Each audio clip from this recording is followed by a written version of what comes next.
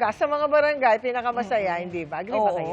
Oo. Sa isang pista sa Camarines Sur, napuno ng masigabong palakpakan at hiyawan ang isang contest. Combo kasi ang napakagaling na pagtatanghal at nakakatawang mga host ang nangyari.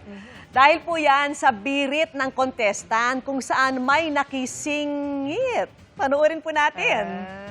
Singit.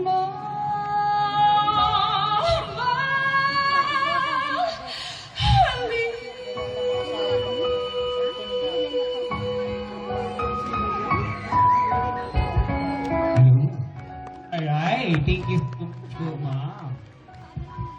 Grabe naman pala. Sa di sinasadyang pagkakataon, nakisingit ang mga host at pinasalamatan na lang ang contestant sa amateur singing contest na isang barangay sa Ragay sa Camarines Sur. Pero, Ma'am. Grabe naman pala talaga. Grabe yung kanyang own version.